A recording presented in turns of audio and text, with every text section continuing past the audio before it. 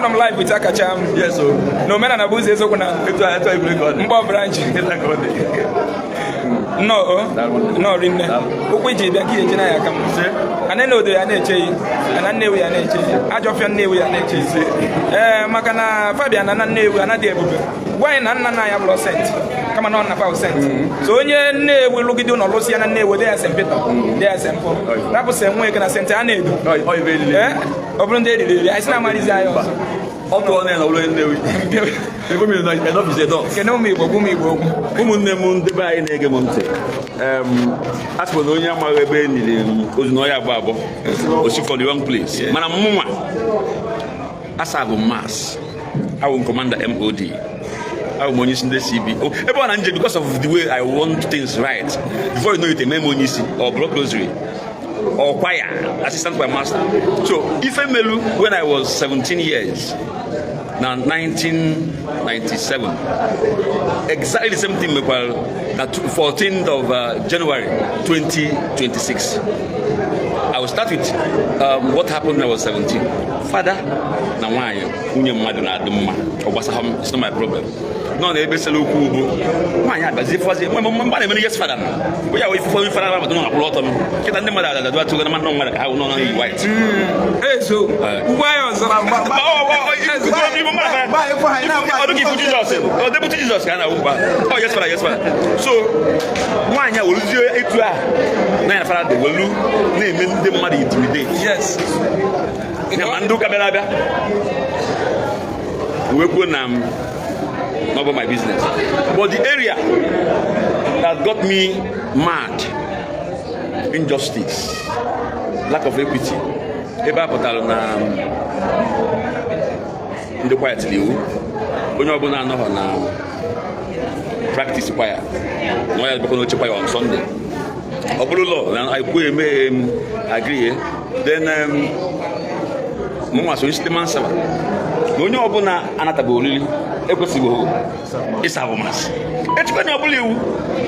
And one thing, now somebody like me, I was 70 years old, can stand in an 80 year upon you now. You don't change the goalpost in the middle of March. Wesemba. You are Nyabugo for all. Now, on a very good Sunday, one year, Yoka. You are not, you go yourself. Go microphone, chain on your direct. Mike was in between two people. Choir na gospel artist that can sing solo. Why it is if Mike in as must know that above the law. Then I now ask in the choir members, hey, let me see. Also, no one there for choir master, and the choir master, Judah Raj. Now, we can never see. Yeah, if I say, now we have VIP. Let me bring it down for that you understand it. But just well should in. No, okay. Na bo melobele drama. Obulu munye na unyo bia no. Na snabia Kamarola stuff like that. What would have happened? No one under Amarola fuenele automatic. From there to prison. So I want you to understand my point. So if I live with that woman, then without no marker, why we push labor on what happened now? Don't feel me no hanachi. Now, back at no malana. I believe in fairness, equity, justice. Now, just come call you as a big man. I shifted the mic. God was in between her and the next person. Can't turn up one year. Hey, so I am happen calf. At Akapanaga. Can't buy new Agupuna. The same thing continues. You know what I did? Enjoy the bath. Low microphone. What do you expect? No, can I just said to me before? People wire. Oh, this fancy stuff, that new mic, those fancy foam. Yes. Why not make God drag and will you check all my lipstick? Will the microphone Ghana Zoche? See, make the sky break, I see. Meanwhile, Father, I don't know what about now. Father Gringo is there. I have to mention. Father Gringo is there because he was the parish priest of St. John. Now,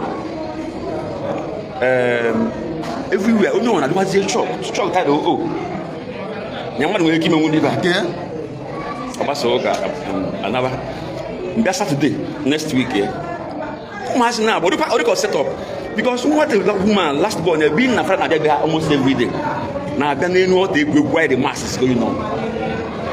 They don't know make the put what Father as happy. Now when first you happy. Only on that the branya halo. Magu mazi mo mia in hotel at all. They just as you make junior please good vibe. Much better. So makanabo we be put on a Saturday. After that Sunday amen. Naturally so Samban. Not go Sambas. As a matter of one year. It's not going to set up. Okay. Couple of say, "Open your book, just there." But come on, that book no time. No, you cannot go only. Okay. So when you book, you go back no continue. Can you go once? The next day, you want to work as usual. Until no, before the book, you might go to. You can know that to the last line. Okay. If you see and the man that don't map, I don't. Why would you say that? What do you call service? What do you call that? Okay. It didn't end there. Who can come back come back to my mom. You man, we St. James. No problem. Na choir last Sunday. Look at this very Sunday. We took one and I water. Utiaka.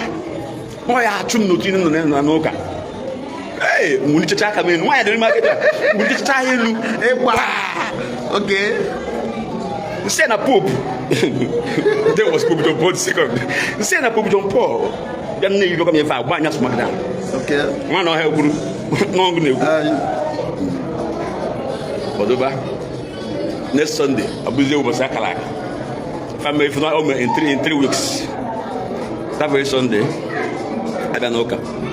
Man, on a Saturday, Tuesday or before that Sunday, my father will tell him a letter from Ebo, from St. John's Suluago. From now till from now to some time, I don't have to spend him between Noka, CBO, Rock Rosary, altar nights, choir, MOD. I counted 5 then. When I say now, I'm a good. No more some things in the camera. If you join Maruam, you can get one last day. Okay, God men about the Tabasoka. This is not choir. I'm tired now because you see, I shot to choir and other nights. In fact, what I do on a Saturday, the master of practice on a Sunday, generally no choir. We didn't know how many people to have a hand. If I committed, I was. Imagine on the time I didn't move for call. But I'm going to put as part of that very few. So religion did a whole lot of evil to do. That's it. Now, where's the young so, I'm a father of Biano, machine. It's not that I hold out. No, because the very note that didn't think later. When I can find him on Facebook, Ndoka blog on Ndoka Mark Zuckerberg. You go and look for try a TikTok because the China went down.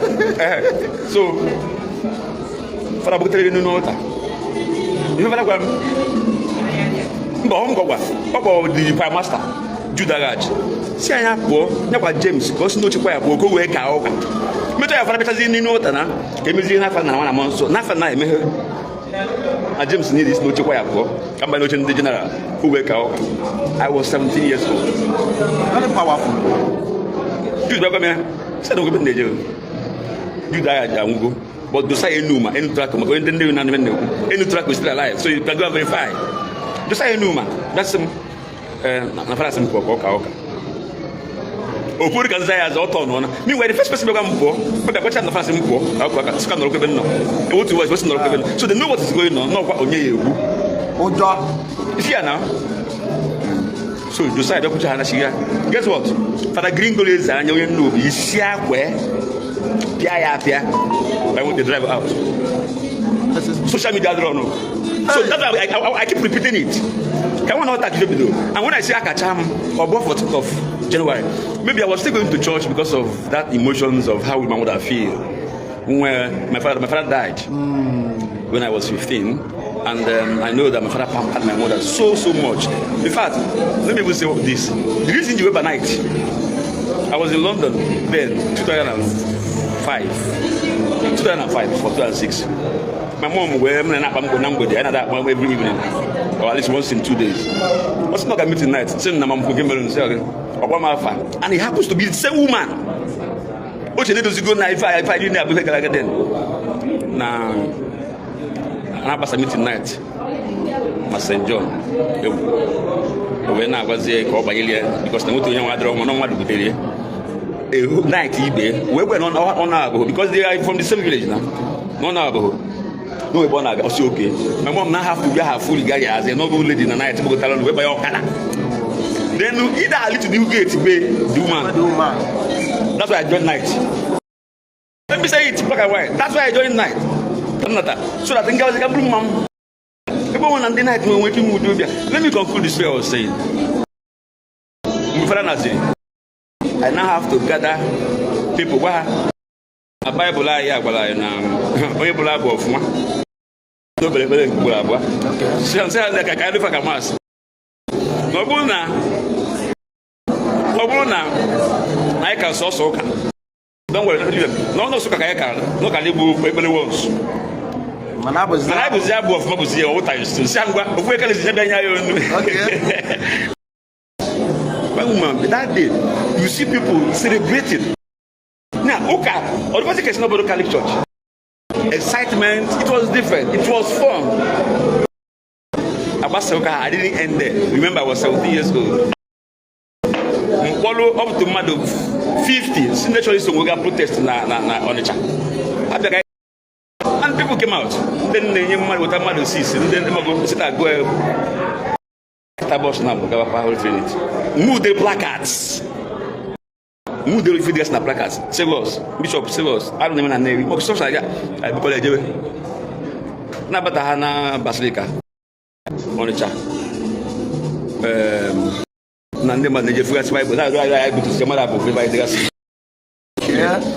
With that, it became easy for us to see Bishop because luckily for us, the then secretary to Escalating Professor Christopher Ejizu, you know. So either Ben and Gay first, the first thing the Bishop, or we're going to petitions against the priest and something related to the open friendship with a certain lady. As the leader of protest, I should pick one more person. Bishop through his office. Maybe I have they are both late. Both that Ejizu and the Bishop are both late. So Obiefuna will try to multiply if I want to get.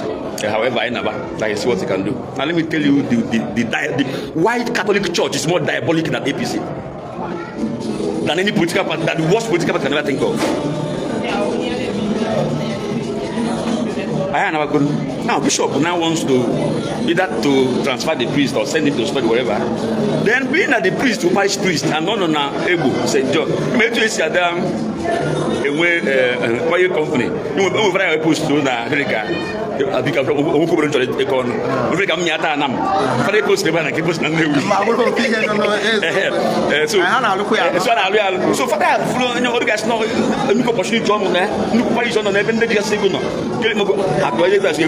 They now come up with the idea. My mom go lecture to come and apologize that what happened and how I challenged the priest was all handwork of Satan. I remember that no priest be my house. Back a motor, you know, my mom bank I'm literally for motor, but I went for. Then for that Tuesday, priest said, my mother did not that was nice. My mother had nice just. I was 70 years, but which people not quack there. What you want instead of James upon Jamie, fly with God, between that Tuesday to Friday, but you have to come every time something. Yeah, and if not, you can say, I'm not comfortable. Like, I'm making for example, you tell me if you mom now, I say, happy, no, but it's okay, one year. This Greek gift, I will see where it will lead us to. No, I didn't also make her understand in that manner. If I on a Friday, a day to the meeting. Meeting was Saturday. No, then I will not. I won't go diocese now. I can under on the channel. But we call that the Central Church then. So my mother now called me on a Friday evening. Same now, I you meeting at Central Church. No, my 5 million was now, Obu no beef na you go where na he said man to stop on fact now go beef that's fine. Not only for that he can stay back. However, that he will send his own priest in the meeting who will represent him. Because can you want more alive or no? Yeah. If Mbemo the bishop, I wasn't the natural say go now. That day, my mom said, I got the meeting. But I had a bit of I'm sorry. My Bishop Fada, Mankin, Ishaling, bigger protest. None of them going to call it. And my mother knew Buddhist thing. I don't know hate him. Or maybe because he was a knight, she needs to protect the church as well. And however, that mentality of so my mother said, "I'm man who say okay, no problem." I see me no problem. But I trust him. What man is say Akachaam. No problem. That's Saturday, 4 p.m. Saturday. I got Central Church. We bring the motor back here. Now Central Church. About 40 people. The father which are every 10. They came. We get selected. They didn't pick a general over that. And also no. Now, let's say my mother is seated in this chair, and I was here. Then at about 6 or 5, yeah, a gap. My mother going so good. Oh my God, so good. So, better than a banana. We are not banana. And I mean, expect a script to Angel come ask like amen. Shamelessly, after about 5 to 7 minutes, one of the priests said, "Hey, James, when I people look, if how people manipulate people, I was 17 years old." He said, make us stop." I said,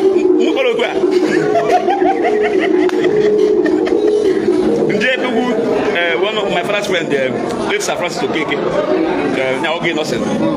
They say, "I couldn't. I want to go and one." Oh, it's okay. They said it was still alive. They said, "Nine said, I want to put it and woman home." It's okay. You can't look and you know him. How would you watch the also if you know Opa? If I also if I have a testimony. You can get on him. That's in town home. So you see, I wasn't the person doing that. And now, coincidentally, 14th of January happened in the same venue. That's when I started knowing, putting one or two together to know that yes, I'm here for a purpose and I have to fulfill it by saying things the way they are. At the end of the day, in fact, all was alone, everyone was there, but all alone. Father Green was seated. Mrs. Joy Mother was seated. JB Dumando, maybe I can number. If I'm all alone, when I'm never, JB Fada, maybe I have Fada never, and not all for the church, not even all alone. Oh, silent everywhere. For like 5 minutes. We're not doing that. My mother, everybody. Okay. I remember meditation. No, I don't know. I'm weak. The first thing, well, I don't know. Not to go quiet. The vicar is what I said. Can't be very much. 4 days after, he was removed. It's like a gringo resign. You can know this web from there. Social media done in 1997. So I'm saying it here for the world to see. All that can look at it. Now, imagine if I had obeyed my mother. Emma, this Bible verse says, honor your mother and your father. Can do it. For me, that's a manipulation. Because when I'm married with the mama, when I'm married with a president in that show, for me, respect and honor should be earned. You know? So, what I'm trying to say, bro, lately, like, only God knows how many innocent people that are in prison.